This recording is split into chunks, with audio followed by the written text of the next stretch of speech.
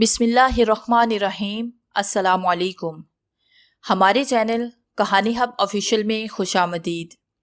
नाजरीन, मैं आज आपके लिए इंतहाई खौफनाक और दिलचस्प कहानी लेकर आई हूँ, लेकिन कहानी शुरू करने से पहले आपसे गुजारिश है कि अगर आपने हमारा चैनल सब्सक्राइब नहीं किया तो आप हमारे इस चैनल को सब्सक्राइब कर लीजिए और बेल आइकन को भी प्रेस कर लें ताकि हर नई आने वाली वीडियो बआसानी आप तक पहुँच सके। आग, एपिसोड नंबर 1। बच्चों की आंखें और गांव के रास्ते शाम होते ही बंद हो जाते हैं। ज़रियाब को इस कहावत पर कभी यकीन नहीं आया था। वो शहर की काफ़ी शौकीन थी, जहां शाम का अंधेरा फैलने से पहले ही बरकी कुमकुमे जगमगा उठते थे। हर घर में टेलीविज़न चलते रहते हैं और बच्चे कभी रात 11 बजे 12 बजे से पहले आंखें बंद नहीं करते। ज़माना बहुत तरक्की कर गया था। अब गांव देहात भी बरकी रोशनियों से मुनव्वर हो गए थे। दूर दराज के इलाकों तक पुख्ता सड़कें बन चुकी थी, जिन पर बड़ी बड़ी बसों और दीगर हर किस्म के ट्रैफिक की आमदोरफ्त दिन रात जारी रहती थी। इस तरह ये कहावत भी बिल्कुल बेमानी होकर रह गई थी, क्योंकि आजकल ना तो बच्चों की आंखें सरे शाम बंद होती थी और ना ही शाम का अंधेरा फैलने के बाद गांव के रास्ते बंद होते थे। यूं भी ये टेक्नोलॉजी का दौर है। एक तरफ इंसान ज़मीन की गहराइयों के राज दरियाफ्त कर रहा है, तो दूसरी तरफ खला की बेकरार वुसअतों में नई नई कहकशाएं दरियाफ्त कर रहा है। पुरानी कहावतें और मुहावरे अब दम तोड़ चुके हैं, लेकिन उस शाम जब ज़रियाब पहाड़गंज रेलवे स्टेशन पर ट्रेन से उतरी तो अचानक ही ये कहावत जहन में उभर आई थी कि बच्चों की आंखें और गांव के रास्ते शाम होते ही बंद हो जाते हैं। उस वीरान और सुनसान रेलवे स्टेशन पर कदम रखने के बाद उसे इस कहावत की सच्चाई का एहसास होने लगा था। ये मुसाफिर ट्रेन आमतौर पर 5 बजे यहाँ पहुँचा करती थी, लेकिन 20-22 मील पीछे इंजन खराब हो गया था और ट्रेन वीराने में रुक गई थी। ब्रांच लाइनों पर चलने वाली ट्रेनों का हाल वही लोग जानते हैं जो इन पर सफ़र करते हैं। सदियों पुराने स्टीम इंजन, जिन्हें यूरोपीय ममालिक अजायब घरों की जीनत बना चुके थे, यहाँ अब भी इस्तेमाल हो रहे थे। ब्रांच लाइन पर किसी सफ़र की कामयाबी का इन्हिसार स्टीम इंजन के मूड पर होता है। ये भूतू जैसे काले इंजन भी बड़े मनमोजी थे। मूड हुआ तो सही चलते रहे, मूड बिगड़ा तो मुसाफिरों के मूड की परवाह किए बगैर कहीं भी रुक गए। उस काले इंजन का मूड भी शायद बिगड़ गया था और ट्रेन वीराने सुनसान में रुक गई थी। उस वक्त 3 बजे थे। चिलचिलाती धूप और शिद्दत की गर्मी में ट्रेन के मुसाफिर बदहाल हो रहे थे। बास लोग खुलकर रेलवे इंतजामिया को बुरा भला कह रहे थे। ट्रेन की बोगियों की हालत इंजन से भी बदतर थी। न पानी था और न पंखे चल रहे थे। गर्मी और प्यास की शिद्दत से बच्चों ने रो रो कर आसमान सर पर उठा लिया था। बहुत से लोग बच्चों को लेकर ट्रेन से उतर गए थे। रेल की पटरी से चंद गज दूर दरख्तों के साए में बैठे रेलवे इंतजामिया को कोस रहे थे। ज़रियाब जिस बोगी में बैठी थी उसमें औरतें और बच्चे भेड़ बकरियों की तरह भरे हुए थे। ज़रियाब की सीट अगरचे खिड़की के साथ थी। जब तक ट्रेन चलती रही थी हवा लगती रही थी, मगर अब वो तेज़ धूप की जिद में थी। जिस्म झुलस रहा था और धूप सुइयों की तरह चिपती हुई महसूस हो रही थी।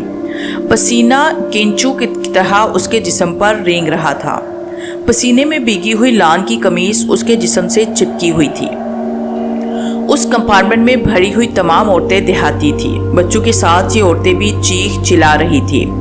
ज़रियाब के साथ उसकी सीट पर एक नौजवान देहाती औरत बैठी हुई थी। उसने शोख रंगों और बड़े बड़े फूलों के प्रिंट वाला रेशमी लिबास पहन रखा था। उसकी उम्र अगरचे 16 साल से ज़्यादा नहीं थी, लेकिन वो शादीशुदा थी और उसकी गोद में 5-6 माह की एक बच्ची भी थी। गर्मी से बच्ची का बुरा हाल हो रहा था और वो मुसलसल रोई जा रही थी। उस औरत के एक हाथ में खजूरी पंखा था जिसे वो मुसलसल झुल रही थी। रास्ते में इस औरत से ज़रियाब का तारुफ हो चुका था। वो चंद हफ्ते अपने मैके में रहने के बाद ससुराल जा रही थी। उसकी मंजिल पहाड़गंज से 2 स्टेशन आगे थी। उस मासूम बच्ची की हालत देखकर ज़रियाब को तरस आ रहा था। ایک دو مرتبہ اس نے بھی بچی کو گود میں لے کر بہلانے کی کوشش کی، مگر بچی کا رونا بند نہیں ہوا تھا۔ بچی گرمی سے رو رہی ہے، اسے لے کر ان درختوں کے نیچے چلی جاؤ، وہاں اور بھی لوگ بیٹھے ہیں۔ زریاب نے کہا، پھر چند لمحوں کی خاموشی کے بعد بولی، چلو میں بھی چلتی ہوں، گرمی کے مارے برا حال ہو رہا ہے۔ وہ دونوں ٹرین سے اتر آئی اور چند گز دور ٹاہلی کے ایک درخت کے نیچے بیٹھ گئی۔ اس عورت نے دوپٹہ اپنے جسم پر پھیلا لیا اور بچی کو دودھ پلانے لگی۔ گرمی کے ساتھ بچی کو بھوک بھی لگ رہی تھی۔ ڈرائیور اور 2 فائر مینوں کے ساتھ ٹرین کا گارڈ بھی انجن کی خرابی تلاش کرنے کی کوشش کر رہا تھا، لیکن شاید خرابی کسی کی سمجھ میں نہیں آ رہی تھی۔ بہت سے مسافر ٹرین سے اتر کر انجن کے قریب جمع ہو چکے تھے۔ بلاخر 2 گھنٹوں کے بعد انجن ٹھیک ہو گیا۔ ایک فائر مین وسل بجانے لگا۔ وسل کی آواز سن کر درختوں کے نیچے بیٹھے ہوئے مسافر ٹرین پر سوار ہونے لگے۔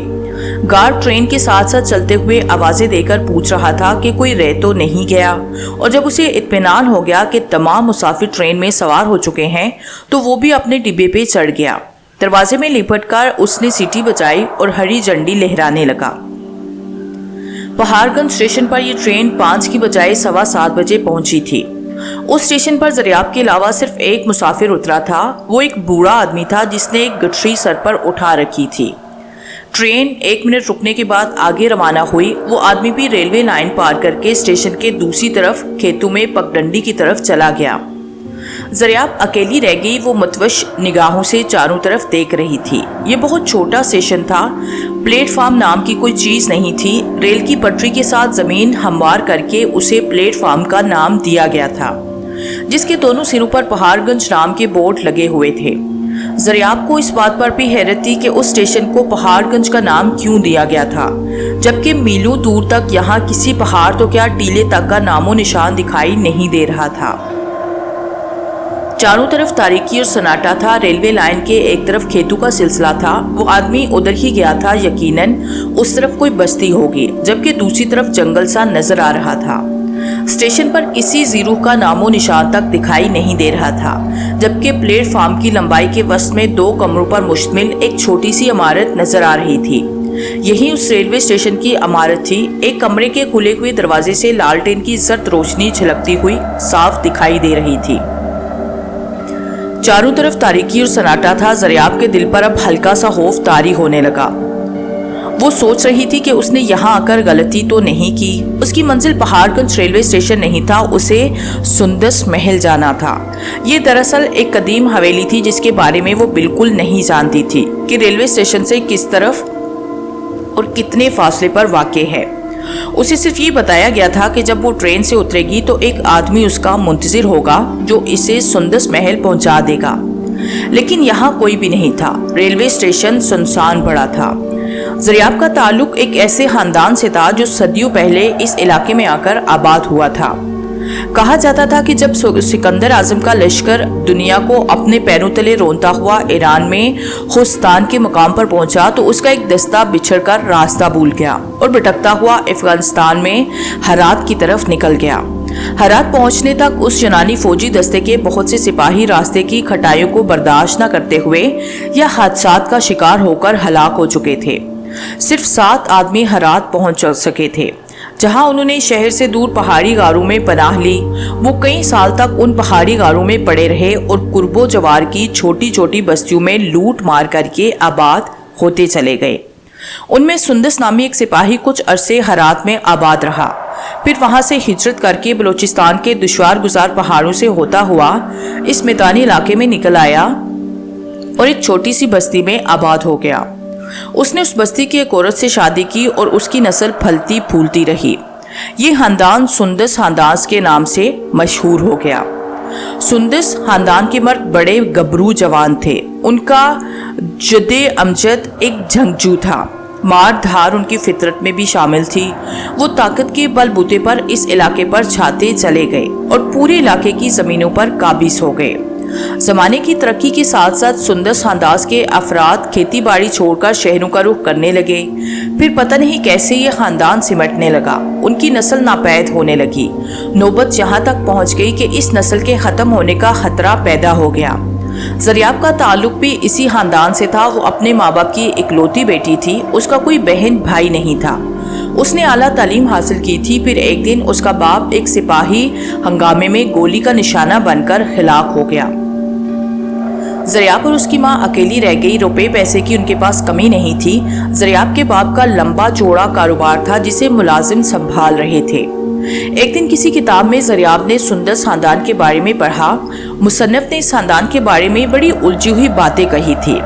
ایک جگہ اس نے لکھا تھا کہ اس خاندان کے جد امجد کا تعلق سکندر اعظم کے لشکر سے تھا، اور دوسری جگہ اس کا تعلق تاتاریوں سے بھی جوڑنے کی کوشش کی گئی تھی، لیکن وہ کوئی ایسا مسندن حوالہ پیش نہیں کر سکا جسے ثابت ہوتا کہ اس خاندان کا تعلق دراصل سکندر اعظم سے تھا یا تاتاریوں سے۔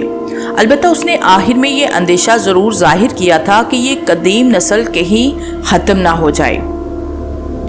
زریاب نے اپنے خاندان کے بارے میں تحقیق کرنے کی ٹھان لی اور یہ عہد کر لیا کہ وہ سندس خاندان کی حقیقی تاریخ کو سامنے لائے گی۔ اس نے لوگوں سے رابطے کرنا شروع کیے۔ اخبارات نے اشتہارات دیے کہ قدیم سندس خاندان سے تعلق رکھنے والے افراد اس سے رابطہ قائم کریں۔ لائبریریوں میں کتابیں تلاش کرنے لگی۔ شروع میں تو اسے کافی مایوسی ہوئی تھی، لیکن پھر اس کی محنت رنگ لانے لگی۔ اسے آگے بڑھنے کا راستہ مل گیا۔ تقریباً 15 دن پہلے اسے ایک خط ملا تھا۔ یہ خط نمران نامی کسی شخص نے لکھا تھا اور اس بات پر حیرت کا اظہار کیا تھا کہ وہ اس قدیم خاندان کے بارے میں تحقیق کر رہی ہے۔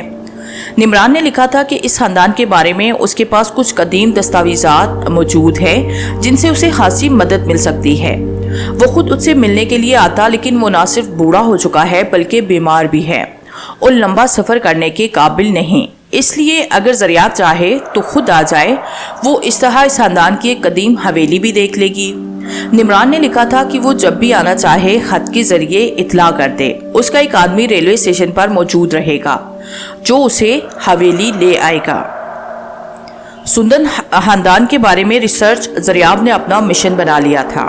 نمران کا یہ خط اس کے لیے اندھیرے میں امید کی کرن ثابت ہوا تھا۔ اس نے فوراً ہی نمران سے ملنے کا فیصلہ کر لیا اور ایک ہفتے پہلے اسے خط کے ذریعے اپنے پروگرام کی اطلاع بھی دے دی۔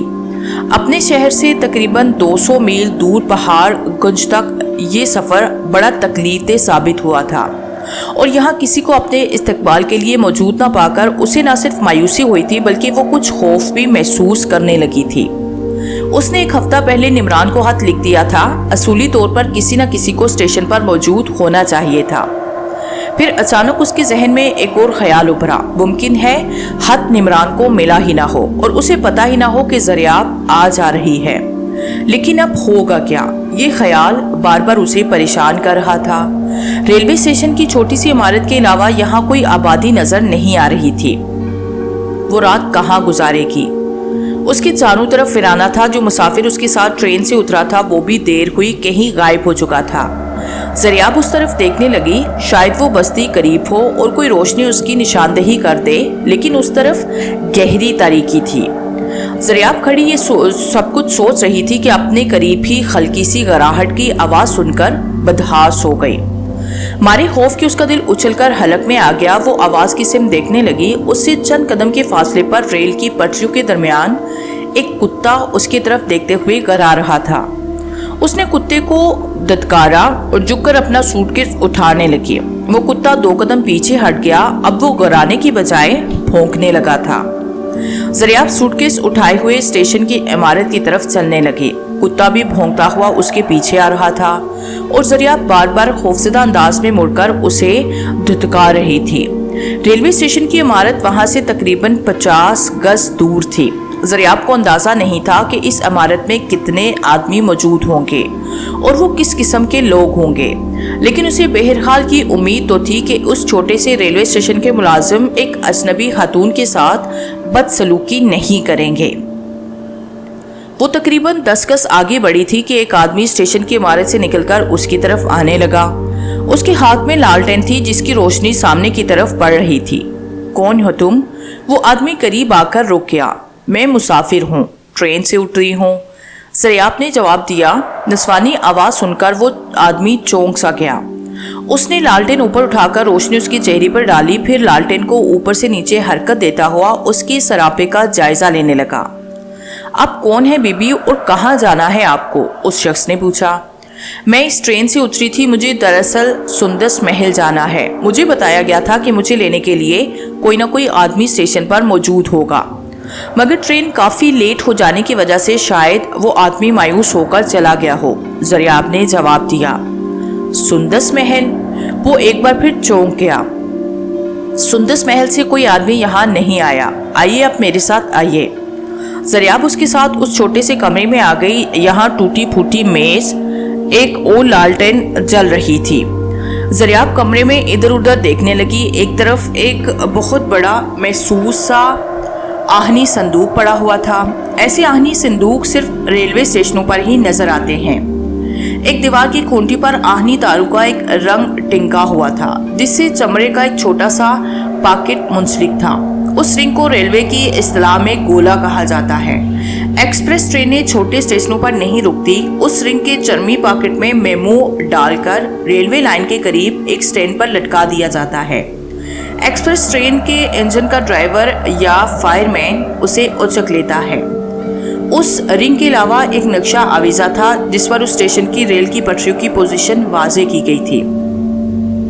मुख्तलिफ चीज़ों का जायजा लेते हुए ज़रियाब की नज़रें उस शख्स की तरफ उठ गई जो इसे यहाँ लाया था। वो नीली वर्दी पहने हुए था, जिसका मतलब था कि वो इस स्टेशन का अपॉइंटमेंट या निचले दर्जे का मुलाजिम था। लेकिन ज़रियाब की नज़रें जैसे ही उसके चेहरे पर पड़ी, मारे खौफ की उसका दिल उछलकर हलक में आ गया था। पूरे जिस्म पर चुंटियां सी रेंगती हुई महसूस होने लगी। अजीब सी शक्ल थी उस शख्स की। पिचकी हुई नाक, उभरे हुए रुखसार, बदे मोटे मोटे खून, थोड़ी बेहद चौड़ी और चिपटी सी। सबसे हैरत अंगेज उसकी आंखें थी। तिरछी आंखें ज़रियाब ने आज तक किसी इंसान के चेहरे पर नहीं देखी थी। अलबत्ता एक अंग्रेजी फिल्म में खलाई मखलूक की आंखें इस तरह तिरछी थी। मेरा नाम शगन है और मैं स्टेशन पर पॉइंट मैन हूँ बीबी जी, उस शख्स ने अपना तारुफ करवाते हुए कहा। आप यहाँ बैठिए, मैं स्टेशन मास्टर को बुलाकर लाता हूँ। ज़रियाब ने इधर उधर देखा। मेज के सामने लकड़ी की एक पुरानी सी कुर्सी पड़ी थी, जिसकी सीट की बेशतर तारें टूटकर लटकी हुई थी। वो उस कुर्सी पर इस तरह बैठ गई कि सीट पर ज़्यादा बोझ न पड़े। शगन नामी अजीबो गरीब शख्सियत का मालिक वो शख्स जिस कमरे से बाहर निकल गया। ज़रियाब कुर्सी पर बैठी इधर उधर देखने लगी। दरवाजे की तरफ देखते ही चौंक गई। वही कुत्ता दरवाजे के सामने खड़ा थोथनी उठाए उसकी तरफ देख रहा था। ज़रियाब के दिलो दिमाग पर एक बार फिर खौफ से तारी होने लगा। कुत्ता चंद लम्हे उसकी तरफ देखता रहा, फिर वो खोले खोले गराने लगा। उसके नोकीले दांत और सुर्ख जुबान देखकर ज़रियाब कांप उठी। उसने इधर उधर देखा। मेज के करीब दीवार के साथ एक डंडा पड़ा था। उसने लिपक कर वो डंडा उठाया। कुत्ता उसके हाथ में डंडा देकर वहां से भाग निकला। ओए चल भाग यहाँ से, बाहर से किसी आदमी की आवाज सुनाई दी और उसके साथ ही कुत्ते की च्याऊ च्याऊ की आवाजें सुनाई देने लगी। उसके कुछ ही देर बाद शगन अंदर दाखिल हुआ। स्टेशन मास्टर साहिब तो खाना खाने के लिए अपने क्वार्टर में चले गए हैं। आइए, आप उनके कमरे में बैठ जाइए, मैं कुछ देर बाद उन्हें बुला लाऊंगा, शगन ने कहा। वो बदहेत होने से कतई नज़र उसके लहजे में बड़ी शाइस्तगी थी। ज़रियाब ने हाथ में पकड़ा हुआ डंडा मेज पे रखा और अपना सूटकेस उठाकर उसके साथ उस कमरे से निकलकर दूसरे कमरे में आ गई। ये स्टेशन मास्टर का कमरा था। यहाँ भी एक लालटेन रोशन थी। ये कमरा स्टेशन मास्टर का दफ्तर भी था और बुकिंग ऑफिस भी। एक खिड़की के करीब काउंटर की तरह लकड़ी का चौड़ा सा तख्ता लगा हुआ था, जिसके एक तरफ अलमारी की तरह खुलने वाला वो आहनी संदूक रखा था जिसमें टिकट रखे हुए थे। उसके करीब ही टिकटों पर तारीख अटैच करने वाली मशीन भी थी। खिड़की बंद थी। उसके बाहर की तरफ गालिबन बरामदा भी था। कमरे में दूसरी तरफ एक मेज थी जिस पर 2-3 रजिस्टर रखे हुए थे और एक तरफ वो आला नस्ब था जिसमें दूसरे स्टेशनों से बात की जा सकती थी। उस कमरे में 2 कुर्सियां थी। अब बैठिए बीबी जी, शगन ने कहा। प्यास लग रही है तो पानी पिलाऊं? हाँ, एक गिलास पानी मिल जाए तो बहुत शुक्रगुजार होगी, ज़रियाब ने कहा। शगन ने मेज पर रखा हुआ शीशे का गिलास उठाया और बाहर रखे हुए मटके से पानी ले आया। ज़रियाब एक ही सांस में पूरा गिलास खाली कर गई। मौसम गर्म होने के बावजूद पानी ठंडा था। सुंदस महल यहाँ से कितनी दूर है? ज़रियाब ने खाली गिलास मेज पर रखते हुए पूछा। तकरीबन 4 कोस का फासला है, पूरा रास्ता जंगल में से गुजरता है। शुगर ने जवाब दिया। चंद लम्हे उसकी तरफ देखता रहा, फिर बोला, आप उस हवेली में क्यों जाना चाहती हैं बीबी जी? माफ कीजिए, ये एक जाती सा सवाल है, मगर पूछे बगैर नहीं रह सका। वो हमारी खानदानी हवेली है, ज़रियाब ने गहरा सांस लेते हुए जवाब दिया। वहाँ हमारे एक बुजुर्ग रहते हैं, निमरान सुंदस। मैं उनसे मिलने के लिए आई हूँ। तुमने ये नाम सुना होगा, देखा भी होगा। सिर्फ नाम सुना है, कभी देखा नहीं, शुगर ने जवाब दिया। यहाँ कुर्बो जवार में कोई बस्ती नहीं? ज़रियाब ने पूछा। स्टेशन के दूसरी तरफ तकरीबन 2 कोस के फासले पर एक गांव है, मगर उस गांव वाले उस तरफ बहुत कम आते हैं। अगर उन्हें कभी ट्रेन में सफर करना हो तो उससे आगे वाले स्टेशन पर जाते हैं। वो स्टेशन इस गांव से तकरीबन 5 कोस के फासले पर है।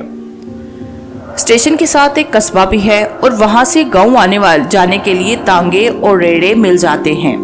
उस गांव के अलावा हमारे स्टेशन के कुर्बो जवार में कोई और बस्ती नहीं। अलबत्ता जंगल में वो कदीम हवेली है जिसे आप सुंदस महल कह रही हैं, लेकिन कोई उस तरफ नहीं जाता। उस हवेली के बारे में बड़ी अजीबोगरीब दास्तानें मशहूर हैं। लोग उस तरफ जाते हुए डरते हैं, यूं भी उस तरफ कोई बस्ती तो है नहीं। अजीबोगरीब दास्तानें? ज़रियाब ने उलझी हुई निगाहों से उसकी तरफ देखा। मैं समझी नहीं। वो हवेली निमरान नामी एक जागीरदार की मलकियत है, शुगर ने कहा। बड़ी लंबी चौड़ी जागीर है उसकी। ये रेलवे लाइन भी उसकी जागीर से गुजरती है।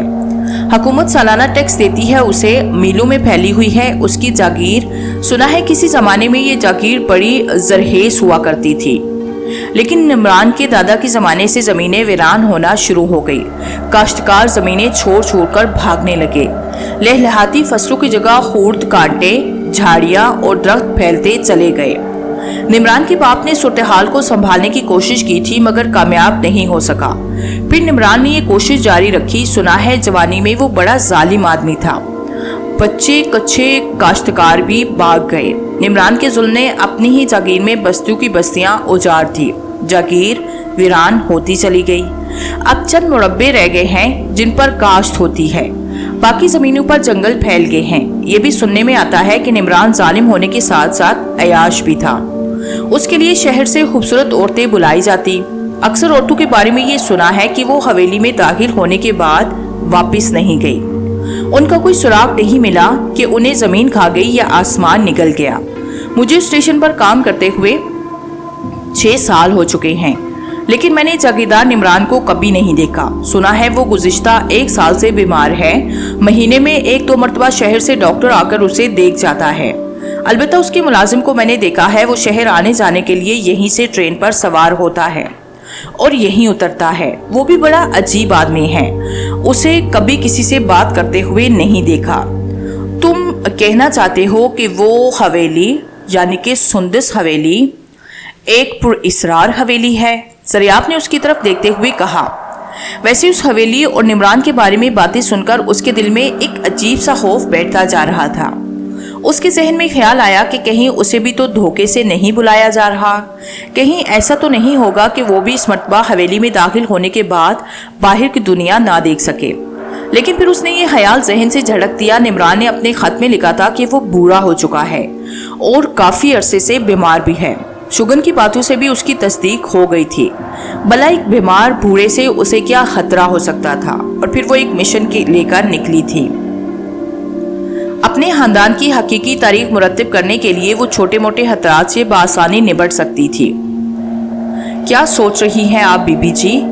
कुछ नहीं। ज़रियाब शुगन की आवाज़ सुनकर चौंक गई। यहाँ अगली ट्रेन कब आती है? उसने बेख्तियार पूछा। अगली गाड़ी अब सुबह 4 बजे दरवेशपुर की तरफ से आएगी। इससे पहले कोई मुसाफिर गाड़ी नहीं।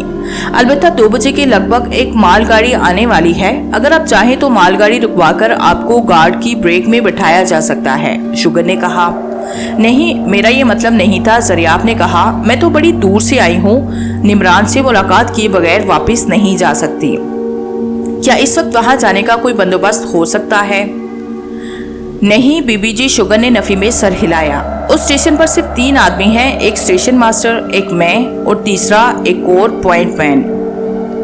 मेरा ख्याल है हम तीनों में से कोई भी वहां जाने के लिए तैयार नहीं होगा। रास्ता भी काफी खतरनाक है। जंगल भी भेड़ियों और सूरों के भरा हुआ है, लेकिन मैं इसी वक्त वहां जाना चाहती हूँ। ज़रियाब ने कहा। मैं स्टेशन मास्टर साहिब को देखता हूँ, मेरा ख्याल है वो खाना खा चुके होंगे। शुगन कहता हुआ कमरे से निकल गया। ज़रियाब ने कलाई पर बंधी हुई घड़ी देखी, 7:45 बजे थे। तकरीबन 10 मिनट बाद शुगन स्टेशन मास्टर के साथ वापस आ गया। उसके साथ एक और आदमी भी था। उसने भी नीली वर्दी पहन रखी थी, ढीला ढाला पजामा और ढीली ढाली कमीज। स्टेशन मास्टर ने सफेद पतलून और शर्ट पहन रखी थी। वो एक नौजवान आदमी था। बीबी जी, आप इस वक्त हवेली क्यों जाना चाहती हैं? वो ज़रियाब की तरफ देखते हुए बोला। शुगन ने गालिबन उसे ज़रियाब के बारे में बता दिया था। मेरा मशवरा है कि आप इस वक्त हवेली की तरफ जाने का इरादा तर्क कर दें। रात मेरे क्वार्टर में गुजारें, सुबह हम में से कोई भी आपको वहां छोड़ आएगा। वैसे बेहतर तो यही है कि आप उस हवेली जाने का ख्याल जहन से निकाल दें। अगर आप कहें तो आपको 2 बजे वाली माल गाड़ी से भिजवाया जा सकता है। नहीं, ज़रियाब ने ठोस लहजे में जवाब दिया। मैं खाली हाथ वापस आने के लिए नहीं आई। अगर आप लोगों में से कोई भी मेरे साथ जाने की हिम्मत नहीं कर सकता तो मुझे रास्ता बता दें, मैं खुद हवेली चली जाऊंगी। वो खड़ी हो गई। उसने पैरों के करीब रखा हुआ सूटकेस भी उठा लिया था। अगर आप इस वक्त जाना बहुत ही जरूरी समझती हैं तो मैं आपके साथ चलता हूँ। चंद मिनट रुक जाइए, मैं आता हूँ। तीसरे आदमी ने कहा। उसका नाम कमाल था। वो तेजी से दफ्तर से निकल गया। उसकी वापसी में 5 मिनट से ज्यादा नहीं लगे थे।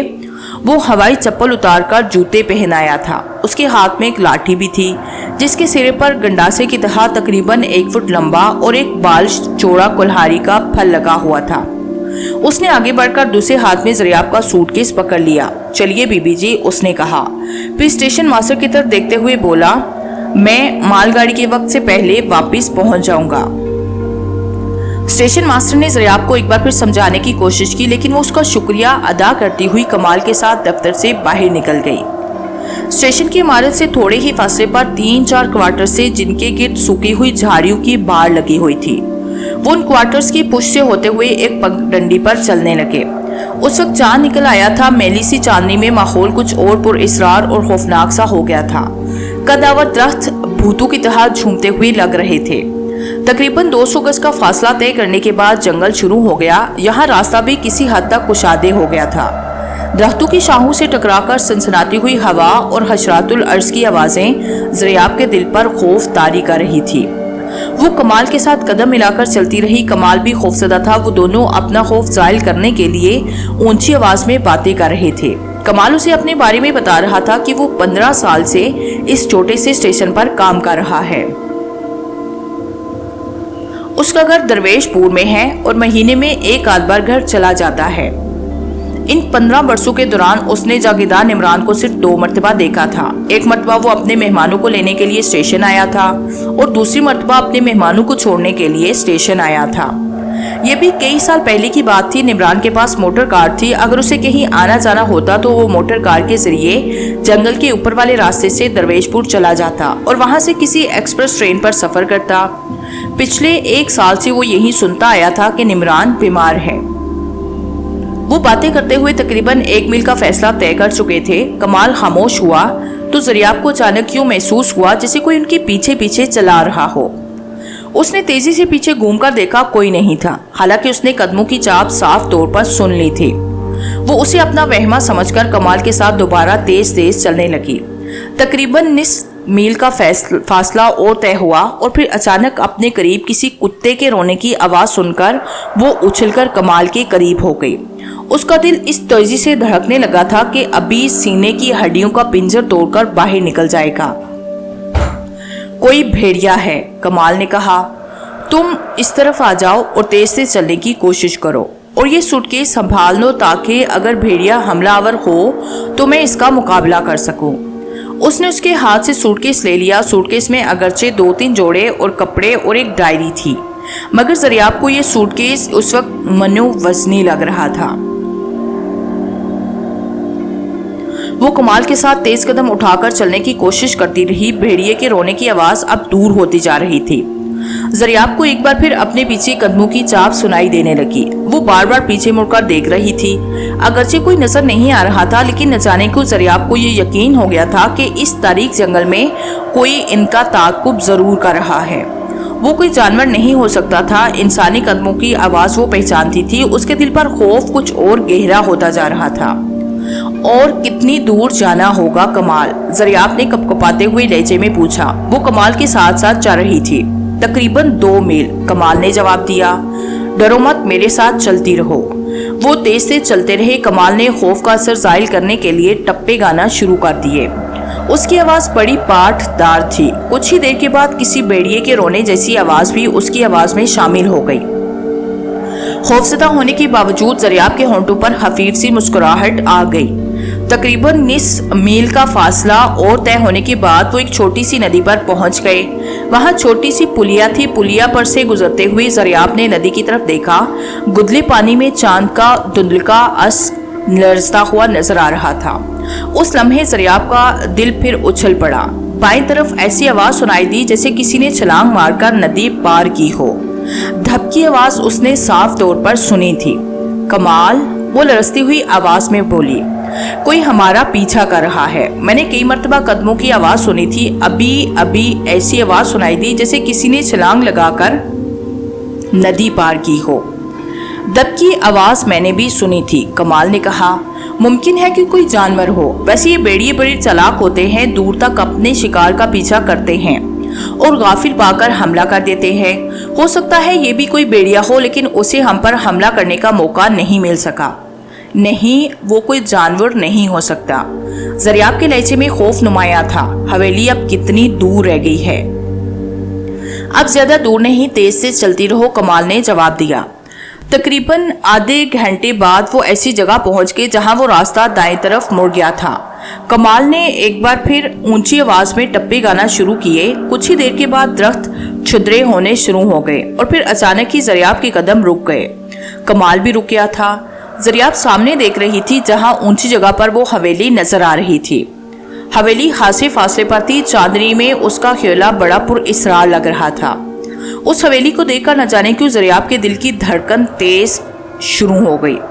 हाँ, वही जागीरदार निमरान की हवेली है, कमाल ने उसकी तरफ देखते हुए कहा। ज़रियाब के ख्याल में हवेली का फासला अब भी 2-3 फरलांग से कम नहीं था। वो दोनों चंद लम्हे वहां खड़े रहे। उसी लम्हे बाई तरफ से झाड़ियों की खुश्क शाखें चटकने की आवाज सुनाई दी।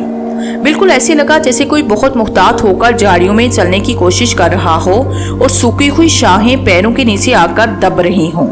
चलो कमाल, ज़रियाब खौफजदा लहजे में बोली, जल्दी चलो यहाँ से। वो दोनों एक बार फिर तेज से चलने लगे। अभी उन्होंने तकरीबन 20 गज का फैसला तय किया था कि बाईं तरफ एक बार फिर झाड़ियों में खुश्क शाहों के चटकने की आवाज सुनाई दी। इस मर्तबा कमाल भी सहम गया। उसे भी शुबा हुआ कि यह कोई जानवर नहीं हो सकता। कौन है उस तरफ? कौन है? उसका जुमला मुकम्मल भी नहीं हो सका था। सन्नाटे की आवाज के साथ कोई चीज झाड़ियों की तरफ से निकली। मध्यम चांदनी में वो चीज इस तरह चमकी जैसे बिजली कूद गई हो। ज़रियाब उसकी जिद में थी, मगर गैर इरादी तौर पर वो तेजी से नीचे झुक गई। बिजली का सा कूंदा उसके सर के ऊपर से गुजर गया। उसके साथ ही कमाल की एक खौफनाक चीख सुनाई दी। कमाल चीख कर नीचे गिरा था और बुरी तरह तड़प रहा था। उसे देखकर ज़रियाब के मुंह से भी एक खौफनाक चीख निकल गई। उसने बड़ी मुश्किल से अपने आप को संभाला और कमाल की तरफ देखने लगी, जो जमीन पर पड़ा हाथ पैर पटक रहा था। ज़रियाब अभी तक समझ नहीं सकी थी कि कमाल को क्या हुआ था। वो तो उसे चीख कर गिरते देखकर खुद भी खौफजदा होकर चीखी थी। ज़रियाब आहिस्ता आहिस्ता कमाल के ऊपर झुक गई। कमाल बेहिस्सो हरकत हो गया था और ऊंधा मुंह पड़ा हुआ था। कमाल, क्या हुआ है तुम्हें? ज़रियाब ने खोले से पुकारा और फिर उसे पकड़कर सीधा कर दिया। उसके साथ ही उसके मुंह से एक भयानक चीख निकल गई। वो फटी फटी आंखों से उस खंजर को देख रही थी जो कमाल के हलक में बेबस था। खौफ की शिद्दत से ज़रियाब की टांगें थर थर कांपने लगी। उसने बड़ी मुश्किल से अपने आप को संभाला और मुड़कर उन झाड़ियों की तरफ देखने लगी जहां से वो खंजर फेंका गया था। झाड़ियों में हल्की सी सरसराहट हुई और ज़रियाब वहशियाना अंदाज में चीखती हुई हवेली की तरफ दौड़ने लगी। ज़रियाब को झाड़ियों में भी दौड़ते हुए कदमों की आवाज सुनाई दे रही थी। अब उसमें कोई शक नहीं रहा था कि कोई शुरू हुई से उसका पीछा कर रहा था। इंतहाई खौफजदा होने के बावजूद ये ख्याल ज़रियाब के लिए सवालिया निशान बना हुआ था कि वो कौन हो सकता था। वो दौड़ते हुए रास्ते में पड़ी हुई एक शाख से उसका पैर उलझा और वो लड़खड़ाकर गिर गई। उसके मुंह से हल्की सी चीख निकल गई थी। वो दोनों हाथ जमीन पर टिकाकर बैठ गई। اس کی آنکھوں میں وحشت اور چہرے پر بے پناہ خوف تھا۔ وہ ادھر ادھر دیکھنے لگی۔ ہوا سے ہلتی ہوئی جھاڑیاں اور درختوں کی شاخیں بڑا خوفناک تاثر دے رہی تھی۔ اچانک کسی بھیڑیے کے رونے کی سی آواز سن کر وہ کچھ اور بدحاس ہو گئی۔ اسی وقت دائیں طرف سے جھاڑیاں ہلنے کی آواز سنائی دی۔ اس نے اس طرف دیکھا، اس کے ساتھ ہی اس کا دل اچھل کر حلق میں آ گیا۔ ایک سائے نے جھاڑیوں سے نکل کر اس پر چھلانگ لگا دی تھی۔ وہ تیزی سے ایک طرف ہٹ گئی۔ وہ کوئی بھیڑیا تھا جس نے اس پر چھلانگ لگائی تھی۔ وہ اگر ایک طرف نہ ہٹ جاتی تو اس کی ضد میں آ جاتی، لیکن اس کے ایک طرف ہٹ جانے سے بھیڑیا اپنی ہی جھونک میں آگے نکل گیا۔ لیکن پھر وہ دوسرے ہی لمحے سنبھل کر پلٹا۔ زریاب نے ادھر ادھر دیکھا، درخت کی ٹوٹی ہوئی موٹی سی شاخ اس کے قریب پڑی تھی جس سے الجھ کر وہ گری تھی۔ اس نے جلدی سے ڈنڈے جیسی وہ شاخ اٹھائی اور اسے دونوں ہاتھوں میں مضبوطی سے پکڑ لیا۔ بھیڑیا اس سے چند قدم کے فاصلے پر کھڑا گرا رہا تھا۔ اس کی آنکھیں بلوڑ کی طرح تاریکی میں چمک رہی تھی۔ پھر اچانک بھیڑیے نے چھلانگ لگا دی۔ زریاب نے دونوں ہاتھوں سے ڈنڈا گھمایا۔ ڈنڈا بھیڑیے کی کھوپڑی پر لگا۔ پہلے وہ زمین پر گرا، پھر اٹھ کر چیختا ہوا ایک طرف بھاگ اٹھا۔ زریاب نے ڈنڈا پھینکا اور ایک بار پھر حویلی کی طرف دوڑنے لگی۔ اب اگرچہ اسے اپنے ساتھ کسی اور کے دوڑنے کی آواز سنائی نہیں دے رہی تھی، لیکن اسے یقین تھا کہ وہ جو کوئی بھی ہے اس کے آس پاس ہی کہیں موجود ہے اور اس پر حملہ آور ہونے کے لیے موقع کی تلاش میں ہے۔ زریاب کے قدم لڑکھڑا رہے تھے۔ وہ دوڑتے ہوئے ایک بار پھر گر گئی۔ وہ دونوں ہاتھ زمین سے ٹکائے بیٹھی تھی۔ اس کا سانس لوہار کی دھونکنی کی طرح چل رہا تھا، منہ سے کف بہہ رہا تھا۔ اس پر دہشت آ رہی تھی۔ اس نے ادھر ادھر دیکھا، بائیں طرف خشک جھاڑیاں چٹہنے کی آواز سنائی تھی۔ اس کے پورے جسم پر خوف کی لہریں سی دوڑ رہی تھی۔ وہ زور زور سے چیخنا چاہتی تھی مگر اس کا حلق خشک ہو رہا تھا۔ اس کے ذہن میں ایک بار پھر یہ سوال ابھرا کہ وہ کون ہو سکتا ہے جو اسے حویلی تک جانے سے روکنا چاہتا ہے۔ اس کے ذہن میں اسٹیشن ماسٹر اور بدہیج شگن کا خیال ابھرا تھا، لیکن یہ ان میں سے کوئی نہیں ہو سکتا۔ وہ تو اسے ہمدردی کا اظہار کرتے رہے تھے۔ ان کا حویلی سے کوئی تعلق نہیں ہو سکتا۔ وہ اس کے دشمن کیوں ہونے لگے؟ خشک جھاڑیوں سے چٹہنے کی آواز پھر سنائی دی۔ یوں لگتا تھا جیسے وہ شخص اس کے آس پاس ہی موجود ہے۔ اس کے ساتھ ہی بہت سے بھیڑیوں کے رونے جیسی آواز سنائی دینے لگی۔ یہ آوازیں اس طرف سے آ رہی تھی جہاں وہ کمال کی لاش چھوڑ کر آئی تھی۔ وہ ایک بار پھر اٹھ کر بھاگنے لگی۔ وہ حویلی کے سامنے پہنچ گئی۔ قلعہ نما یہ حویلی ایک اونچے ٹیلے پر تھی۔ اس کے دروازے میں حادثہ بلندی پر تھا اور دروازے تک پہنچنے کے لیے ایک کشادہ راستے تھا۔ وہ اسی راستے پر دوڑتی چلی گئی۔ اپنے ساتھ ساتھ کسی اور کے قدموں کی آوازیں بھی اس کے دماغ میں گونج رہی تھی۔ حویلی کے دروازے سے چند گز کے فاصلے پر اچانک ہی ایک نسوانی کھیلے نے اس کا راستہ روک لیا۔ زریاب سنبھلنے کی کوشش میں گر گئی۔ اس نے سر اٹھا کر اوپر دیکھا۔ وہ انسانی سایہ اس کے بالکل سامنے کھڑا تھا۔ چاندنی میں اس کا چہرہ صاف نظر آ رہا تھا۔ پچکی ہوئی ناک اور ترچھی آنکھیں۔ زریاب کے منہ سے ایک خوفناک چیخ نکلی۔ وہ تورا کر گری اور اس کا ذہن تاریکی میں ڈوبتا چلا گیا۔